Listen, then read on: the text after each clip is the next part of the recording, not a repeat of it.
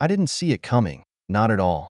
If someone had told me last month that Natalie, my wife of 5 years, would betray me, I would have laughed in their face. I would have told them that we were solid, a team. I would have told them that, sure, we had our disagreements, who doesn't? But that there was no way in hell she'd ever hurt me like this. How wrong I was. It started on a Friday afternoon. Natalie, Ethan, our close friend from college, and I were on our way to a weekend getaway in the mountains. A cozy cabin, a roaring fireplace, and miles of hiking trails. It sounded like the perfect escape. At least, that's what I thought. I was behind the wheel, Natalie in the passenger seat, Ethan in the back, fiddling with the radio like he always did. We were about an hour into the drive when a car cut me off. I slammed the brakes, sending Natalie's phone flying out of her hand. It slid across the console, landing by my feet. "Shit," Natalie exclaimed, her voice sharp. "Ryan, watch the road." I ignored her tone. She always got snappy when things didn't go her way, and reached down to grab her phone. The screen was still on, and I saw it. A photo. It was her, unmistakably her, leaning in to kiss another man. I froze. Time seemed to stretch as my mind tried to process what I was seeing. She looked happy in that picture, happier than she'd looked with me in months. My heart started pounding, a dull roar in my ears. "Can you hand that back already?" Natalie snapped, pulling me out of my daze. I shoved the phone into her hand without a word. My fingers gripped the steering wheel so tightly my knuckles turned white. I didn't say anything. Not to Natalie, not to Ethan. I couldn't trust myself to speak. Ethan must have noticed something because he leaned forward. "Hey, you good?" I forced a nod, swallowing the lump in my throat. "Yeah, just a close call with that idiot driver." Ethan sat back, but I could feel his eyes on me in the rearview mirror. Natalie didn't even glance my way. She was too busy swiping on her phone, her face as unreadable as stone. The rest of the drive passed in a blur. I couldn't stop replaying the image in my head. Her lips on someone else's, her hand resting lightly on his shoulder. Who was he? How long had this been going on? And why the hell hadn't I seen it? When we finally arrived at the cabin, I let Ethan carry most of the bags inside. Natalie was already on her phone, walking toward the deck like nothing had happened. I followed her movements, my mind racing with questions I didn't dare ask. Yet, that was the moment I realized something was wrong. Seriously wrong. If I thought seeing that picture on Natalie's phone was bad, the hours that followed were pure torture. The cabin was beautiful, perched on the edge of a pine forest, with a wraparound porch and a cozy fire pit out back. Normally, I would have been thrilled to be there, but the picture had poisoned everything. Every smile Natalie flashed, every laugh she let out, it all felt fake, manufactured. The three of us settled in quickly. Ethan cracked open a beer and flopped onto the couch, while Natalie wandered into the kitchen to unpack snacks. I took my time unpacking in the bedroom, needing a moment to myself. I stood by the suitcase, staring blankly at the neatly folded clothes I'd packed just hours earlier. My hands trembled as I replayed the moment in the car. I should have said something then, demanded an explanation. But what was I supposed to do? Accuse her in front of Ethan? No. This needed to be handled carefully. Dinner was awkward, at least for me. Ethan was his usual goofy self, cracking jokes about his disastrous attempts at dating. Natalie laughed along with him, her usual charm on full display. But I noticed things now, like how she barely made eye contact with me, or how she kept glancing at her phone whenever she thought no one was looking. "Earth to Ryan," Ethan said, snapping his fingers in front of my face. I blinked, realizing I hadn't been paying attention. "Sorry." "What?" I said. "What's the game plan for tomorrow? Hiking? Fishing? Or are we just gonna sit around and let Natalie beat us at cards all day?" Ethan smirked, taking a sip of his beer. "Whatever you guys want," I muttered, pushing my food around on my plate. Natalie chimed in, her voice light and cheerful. "I vote hiking. It'll be good to stretch our legs after that long drive." I nodded absently, not trusting myself to speak. Later that night, as Ethan dozed off on the couch and Natalie headed to bed early, I found myself sitting alone by the fire. The flames crackled softly, but my thoughts were loud. I couldn't shake the image of that photo. It burned in my mind, mocking me. I glanced at Ethan, snoring lightly, and made a decision. "Hey, Ethan," I said, shaking him awake. He blinked groggily, rubbing his eyes. "What's up, man?" "I need to talk to you," I said, my voice low. "It's important." That woke him up. He sat up straighter, his brows furrowed. "Okay, what's going on?" I hesitated, the words sticking in my throat, but I had to tell someone. Keeping it bottled up was driving me insane. In the car earlier, I began, my hands gripping my knees. I saw something on Natalie's phone, a picture of her kissing another guy. Ethan's eyes widened. "What the hell? Are you sure?" "Positive," I said, my voice hard. "I don't know who he is, but she looked happy. Too happy." Ethan let out a low whistle, running a hand through his hair. "Damn, Ryan. That's rough. I don't even know what to say." "Do you think I'm overreacting?" I asked, needing to hear it from someone else. Maybe it was just a stupid joke, or… "Dude, no. If it were me, I'd be pissed too," Ethan said firmly. "But listen, you need to be smart about this. Get proof. If you confront her now, she'll probably deny it. Hell, she might even flip it on you." I nodded slowly, his words sinking in. Ethan was right. I couldn't just accuse her based on one photo. I needed more, something undeniable. "I'll figure it out," I said, my jaw tightening. "Thanks, man." Ethan clapped me on the shoulder, his expression serious. "Anytime. And if you need backup, you know I've got you." I went to bed that night with my mind racing. Natalie was already asleep, her back to me, her breathing slow and steady. I lay there in the dark, staring at the ceiling, trying to piece together the clues. Was this a one-time thing? Or had she been lying to me for months? Years? One thing was certain. I wasn't letting this go. Not without answers. By the time we got back from the cabin, my suspicion had grown into a full-blown obsession. Every glance Natalie gave me felt calculated. Every word she said sounded rehearsed. She didn't know what I had seen. Or maybe she did and was just that good at pretending. Either way, I was done sitting on my hands. It was time to dig deeper. The opportunity came a few days later when Natalie went out for her weekly yoga class. Normally, I'd use the time to relax or catch up on work, but this time, I had other plans. As soon as her car pulled out of the driveway, I grabbed her laptop from the living room and brought it into my office. I wasn't sure what I was looking for, but I knew where to start. Her email. The laptop wasn't password protected, rookie mistake. So it only took me a few clicks to get into her inbox. Most of the emails were mundane. Newsletters, work updates, some spam about online shopping deals. But then I saw it. A thread with the subject line, "Last weekend?" My stomach churned as I clicked on it. The emails were between Natalie and someone named Mark. "Mark, still thinking about how good you looked in that dress. Can't wait until next time. Maybe we skip the dinner and go straight to dessert?" Face blowing a kiss. "Natalie, you're incorrigible. But yeah, I can't stop thinking about you either. Friday can't come fast enough." The timestamps confirmed my worst fear. They had been messaging while we were at the cabin. My hands shook as I scrolled through the rest of their conversation. There were no explicit photos, but the messages were damning enough. Mentions of late-night rendezvous, stolen moments at work, and plans for another special weekend made my blood boil. Next, I checked her cloud storage. She wasn't as careless here. Her personal folders were password protected. But lucky for me, Natalie had always used the same 3 passwords for everything. It only took 2 tries before I was in. Photos.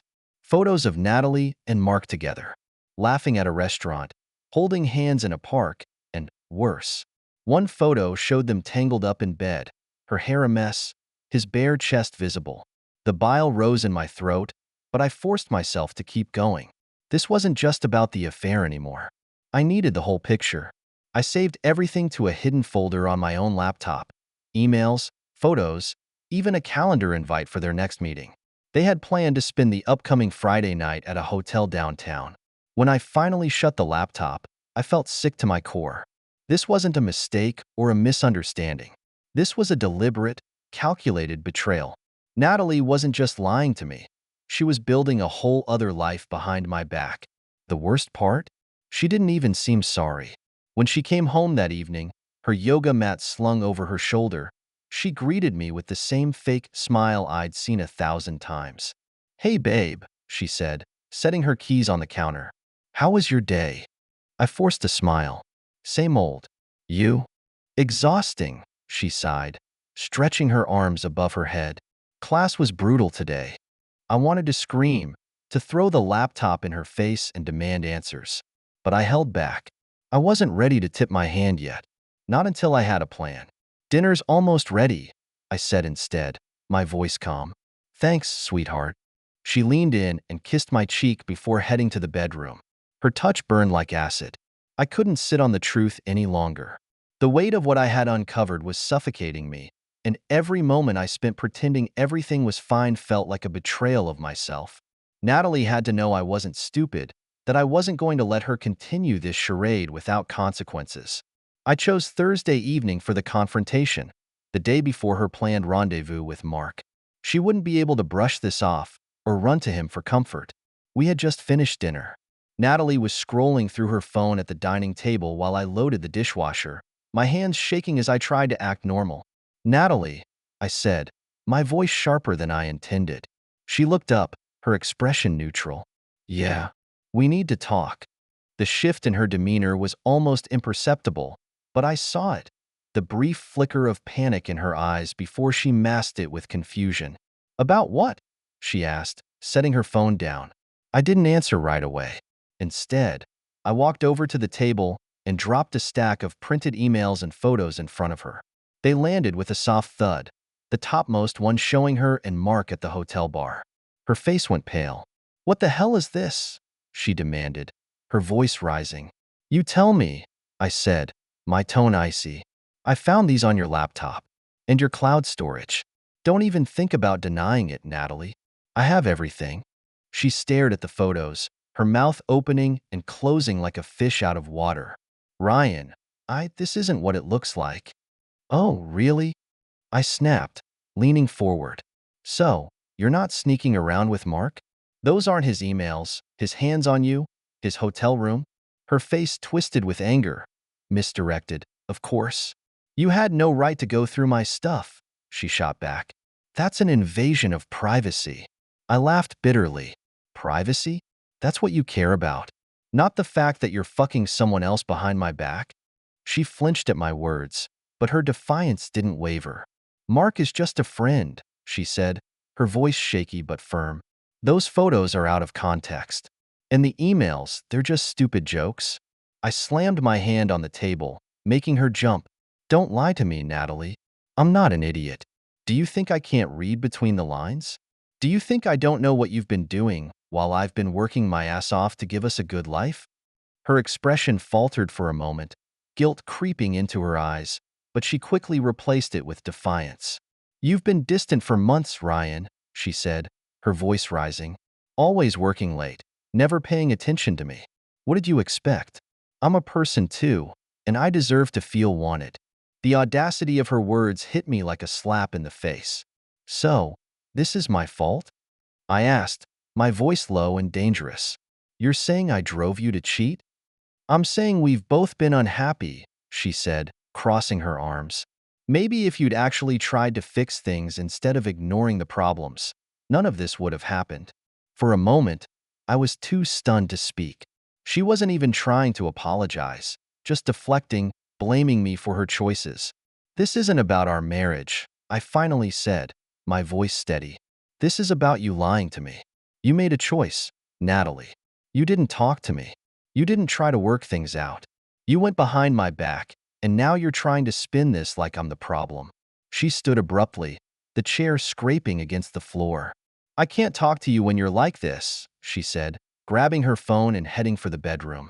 "Oh, we're not done," I called after her, but she slammed the door behind her. I stood there for a long time, staring at the stack of evidence on the table, my hands trembling with a mix of anger and heartbreak. She thought she could avoid this. She thought she could walk away from the conversation and buy herself more time. But I wasn't going to let her.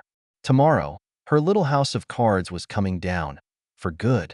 The following evening, I set my plan into motion. Natalie's little charade with Mark had run its course, and I wasn't going to keep her secrets anymore. I invited a few of our close friends over, including Ethan, under the guise of celebrating Natalie's promotion. It was a perfect cover. Natalie was too proud to turn down a party in her honor, and I wanted witnesses. She played the role of gracious host beautifully, laughing and smiling as she poured drinks and mingled with our friends. It made my stomach churn, knowing how easily she could put on this act. But I kept my cool, even as I watched her chat with Ethan, who had no idea what was about to unfold. I waited until everyone had settled into the living room, drinks in hand, the conversation lively. Natalie was perched on the arm of the couch, a glass of wine in her hand, glowing with false confidence. I cleared my throat, cutting through the chatter. "Hey everyone, thanks for coming tonight. I know Natalie's excited to share her big news." She beamed, raising her glass as if to toast herself. "Thanks, Ryan. It's been a crazy couple of weeks, but I couldn't have done it without your support." I forced a smile, my pulse pounding in my ears. "Actually, I've got some news to share, too." The room quieted, all eyes on me. Natalie looked confused but didn't say anything. I reached into my pocket and pulled out a folder. "Before we get to the celebration, I think it's time for some honesty. Natalie, I've been doing a little digging lately, and I found some things you've been hiding from me and from all of us." Her smile froze, the color draining from her face. "Ryan, what are you talking about?" I opened the folder and pulled out the first photo, holding it up for everyone to see. It was one of her and Mark, arms around each other at the park. Gasps rippled through the room. "Natalie's been having an affair," I said, my voice calm but firm, "with Mark, her coworker." The silence was deafening. Natalie's glass slipped from her hand, shattering on the floor. "Ryan, stop," she said, her voice trembling. "This isn't the time or place." "No," I interrupted. "This is exactly the time and place. Our friends deserve to know the truth. I deserve better than the lies you've been feeding me." I held up the stack of emails next, reading a few of the more damning lines aloud. By the time I finished, the room was buzzing with whispers and shocked glances. Ethan stood, his face a mix of anger and disbelief. "Natalie, is this true?" She turned to him, her expression pleading. "Ethan, it's not what it looks like. Ryan's exaggerating." "Am I?" I asked, pulling out the final piece of evidence, a photo of her and Mark in bed. The image was pixelated, but the implication was clear. Natalie's composure shattered. "You bastard!" she screamed, standing and pointing a trembling finger at me. "You had no right to dig through my personal stuff. Do you know how invasive that is?" I stayed calm, my voice steady. "And you had no right to cheat on me. You made your bed, Natalie. Now you get to lie in it." The room erupted into chaos, friends talking over each other, some trying to comfort Natalie, others siding with me. Ethan shook his head, his disappointment clear. "Ryan, I had no idea," he said, his voice low. "I know," I replied. "You're not the one who lied to me." Natalie, realizing she had no allies left in the room, stormed out, slamming the door behind her. For a moment, no one spoke. Then Olivia, one of Natalie's oldest friends, broke the silence. "I can't believe she would do this to you, Ryan. To all of us." I nodded, the weight of the confrontation settling over me. I couldn't keep it to myself any longer. "I'm sorry if this ruined the evening, but I had to tell the truth." Ethan placed a hand on my shoulder, his voice steady. "You did the right thing, man. She deserved to be called out." As the night wound down, the group slowly dispersed, leaving me alone in the quiet, empty house.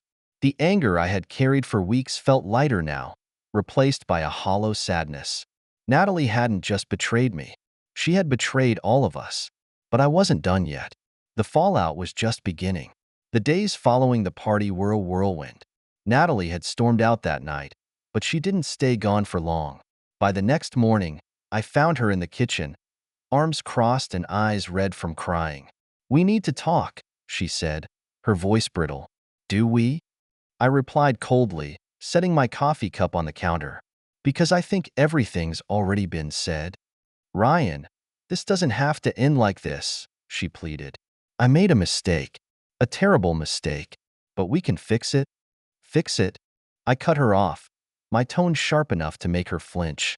You've been sleeping with Mark for months, lying to my face, and humiliating me in front of our friends. How exactly do you plan to fix that? She didn't have an answer. Instead, she resorted to deflection. You've been so distant, Ryan. Always working late. Always too tired to spend time with me. I was lonely. You've already used that excuse, I snapped. It doesn't justify what you did. She tried everything. Tears, apologies, even attempts to seduce me. But I wasn't falling for it. The woman standing in front of me wasn't the person I'd married. She was a liar, a manipulator, and I wanted her out of my life. By the end of the week, I had filed for divorce. My lawyer, Helen, was a no-nonsense professional who didn't mince words when it came to my chances. With the evidence you've provided, you're in a strong position, she said, flipping through the emails, photos, and financial records I had collected. Natalie doesn't have much leverage here, especially if she's been using joint funds for her extracurricular activities. The mention of financial misuse hit me like a punch to the gut. In the chaos of discovering her affair, I hadn't even considered the possibility that Natalie had been using our money to fund her time with Mark. But a quick look at our credit card statements confirmed my suspicions. Hotel charges, expensive dinners, even a jewelry purchase I had assumed was for me. It all added up. Unbelievable, I muttered, my jaw tightening as Helen noted the charges. This will work in your favor during the proceedings, she said, her tone clinical. It shows a pattern of financial irresponsibility tied to her infidelity. Natalie's reaction to the divorce papers was explosive. She accused me of being cruel, of trying to ruin her life. She even tried to guilt me by claiming she had no place to go. You can stay with Mark, I said flatly, shutting the door in her face. The fallout spread quickly. Our mutual friends, most of whom had been at the party, began cutting ties with Natalie.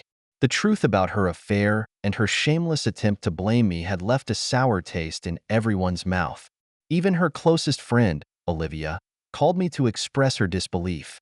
I never thought she was capable of something like this, Olivia said. Ryan, I'm so sorry. You didn't deserve this. I appreciate that, I replied, though her words did little to ease the sting. As for Mark, he didn't stick around long. According to Ethan, who had heard through the grapevine, Mark dumped Natalie as soon as the party drama reached their office. Without my financial support, she wasn't nearly as appealing. Guess he didn't want her as much as she thought, Ethan said, his tone dripping with irony. The divorce dragged on for months, but Helen was relentless. By the time the papers were finalized, I had managed to protect most of my assets. Natalie walked away with little more than her personal belongings and a reputation in tatters. Once the legal dust settled, I sold the house. I couldn't stand living in a space that felt haunted by her lies. The memories clung to every room, every piece of furniture. Moving to a new city felt like the clean break I needed. I found a modest apartment on the outskirts of Chicago, far enough from my old life to feel like a fresh start. It wasn't much, but it was mine. Ethan stayed in touch, his support unwavering throughout the ordeal. He even helped me move, lugging boxes up 3 flights of stairs without a single complaint. You're going to be fine, man, he said as we cracked open beers in my new living room. Hell, you're better off without her. I know, I said, staring out the window at the city below. But it still feels like I lost something. You didn't lose anything, Ethan said firmly. She lost you. And one day, she'll realize that. I wasn't sure if he was right, but his words gave me a small sense of comfort. The months after the divorce were a blur of rebuilding, emotionally, financially, and mentally. Therapy helped. So did focusing on myself for the first time in years. By the end of it all, I wasn't just surviving. I was thriving. The first morning in my new apartment, I woke up to the sound of city traffic and sunlight streaming through the thin curtains. For the first time in months, I didn't feel the heavy weight of dread in my chest. The chaos of the past year, the lies, the betrayal, the divorce, was behind me. I made a pot of coffee, savoring the silence of the apartment. It wasn't fancy or spacious, but it was mine. Every box I unpacked felt like another step toward reclaiming my life. Ethan visited often, bringing beer and bad jokes to lighten the mood. He was the only constant during the whirlwind of the divorce, and his loyalty didn't waver even when things got ugly. "I've got tickets to the Cubs game next week," he said one evening, lounging on my couch.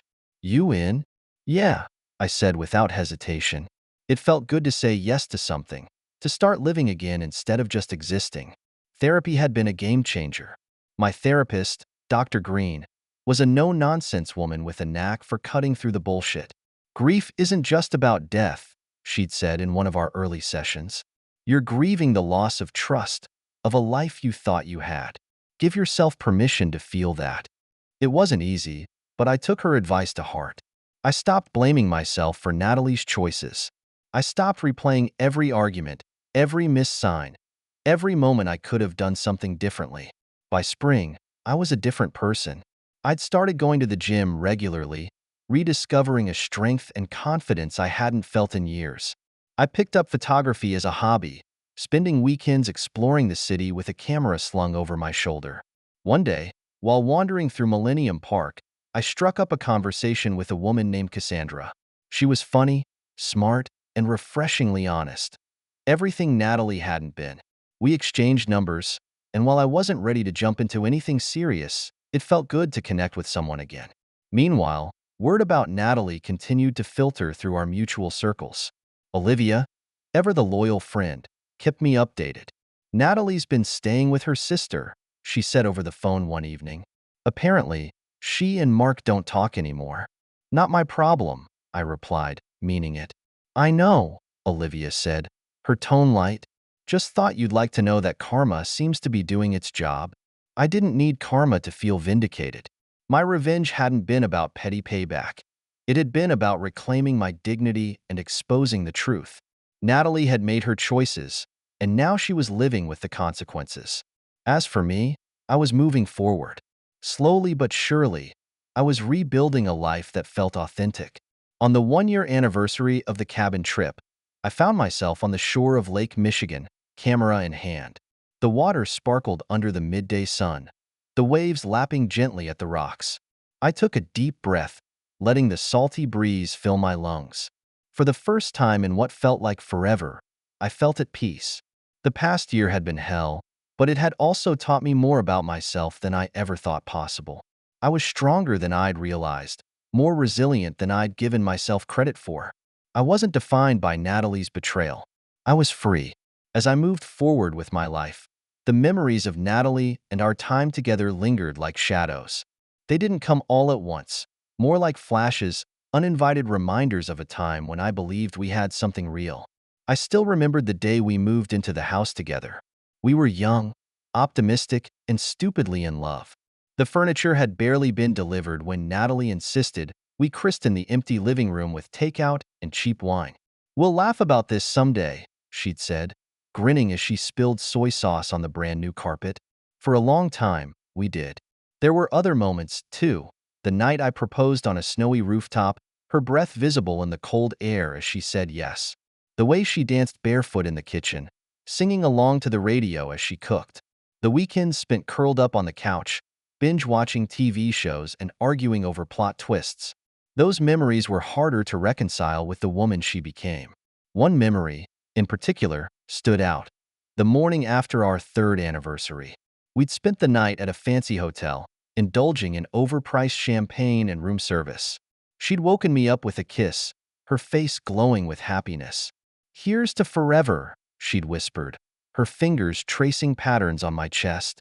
It was that version of Natalie I mourned the most, the woman who made me believe in forever, the woman I thought would always have my back. But even in the flashbacks, there were cracks, small things I hadn't noticed at the time. Her tendency to flirt a little too much at parties, the way she'd brush off my concerns about her late nights at work. I remembered a fight we'd had 2 years ago, when I caught her texting someone late at night. She'd laughed it off, calling me paranoid, and I'd let it go, chalking it up to my own insecurities. Looking back, I realized it wasn't paranoia. It was intuition, a gut feeling I'd ignored because I didn't want to believe she was capable of betrayal.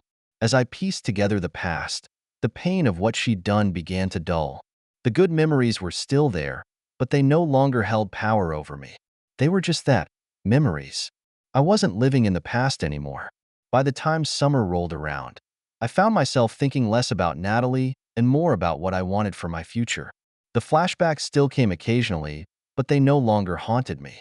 They were just echoes, reminders of a life I had outgrown. The flashbacks weren't the only thing I needed to address. Therapy had been helpful for processing Natalie's betrayal, but as the months passed, I realized there was more to unpack, patterns in my own behavior, old wounds I'd carried long before I met her. Dr. Green didn't let me off the hook easily. "Why do you think you stayed as long as you did?" she asked one afternoon, her pen poised over her notepad. I shrugged, leaning back on the couch. "I don't know. Maybe I thought I could fix it." "Fix her?" Her eyebrows lifted slightly. "Fix her? Or prove something to yourself?" The question hit harder than I expected. I'd always prided myself on being the stable one, the problem solver.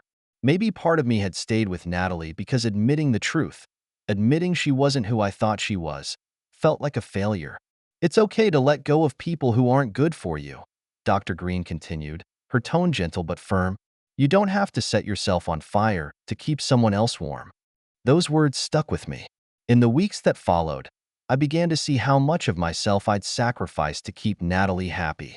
I'd ignored my own needs, brushed aside my own feelings, all in the name of maintaining a marriage that was crumbling beneath the surface. Therapy also forced me to confront my anger, not just at Natalie, but at myself, for not seeing the signs sooner, for letting her gaslight me, for staying in a relationship that had stopped being mutual long before the affair. "Anger isn't inherently bad," Dr. Green said during another session. "It's a natural response to betrayal, but holding on to it can become a prison. What would it look like to let it go?" I didn't have an answer at first. Letting go of the anger felt like letting Natalie off the hook, and I wasn't ready for that. But over time, I realized it wasn't about her. It was about me. Letting go wasn't about forgiveness. It was about freedom. By the end of the summer, I noticed a shift in how I approached my days. The bitterness that had clung to me after the divorce began to fade. I smiled more, laughed more. I stopped replaying old arguments in my head and started focusing on the present. Therapy wasn't a magic cure, but it gave me the tools to rebuild. When Cassandra texted me to ask if I wanted to grab coffee, I said yes without overthinking it. It wasn't a date, at least not officially, but it was a step. For the first time in a long time, I felt ready to take one. 1 year after the divorce, I stood in front of the apartment window, watching the city wake up. The skyline was bathed in shades of orange and pink, the kind of beauty that reminded me life goes on, no matter how dark things might seem. I'd come a long way since the night I confronted Natalie. The anger, the heartbreak, the self-doubt, they had all slowly given way to something better: peace. Cassandra and I had become good friends, meeting up regularly for coffee or gallery visits. She was patient, never pushing for more than I could give. And while I wasn't sure if I was ready for a new relationship, I appreciated her company. Ethan remained a constant presence in my life, his loyalty unwavering. We'd made plans to hike together in the fall, a chance to create new memories that didn't involve betrayal or bitterness. As for Natalie, I heard little about her. Olivia mentioned once that she had moved out of state, trying to start fresh. I didn't ask for details. It wasn't my concern anymore. The final step in my healing came unexpectedly. While going through an old box of keepsakes, I found a handwritten note Natalie had given me on our first anniversary. It was filled with promises of love, of partnership, of a future together. I read it carefully, letting the weight of those broken promises settle over me. Then I folded it neatly and placed it in the trash. That's where it belonged, with the other things I no longer needed. That evening, I sat on the balcony of my apartment with a drink in hand, watching the sun set. The air was cool, carrying the faint hum of city life below. For the first time in years, I felt truly free. I didn't regret exposing Natalie. She had earned every consequence of her actions. But the revenge I'd sought wasn't the victory I thought it would be. The real victory was reclaiming my life. If there's one thing I've learned through all of this, it's this: you can't control what other people do, but you can control how you respond. You can choose to let betrayal define you, or you can choose to let it sharpen you, make you stronger. I chose strength. To anyone reading this who's going through something similar, trust your instincts, fight for yourself, and know that there's life on the other side of betrayal. I'm living proof of that. Subscribe so you don't miss new stories on the channel.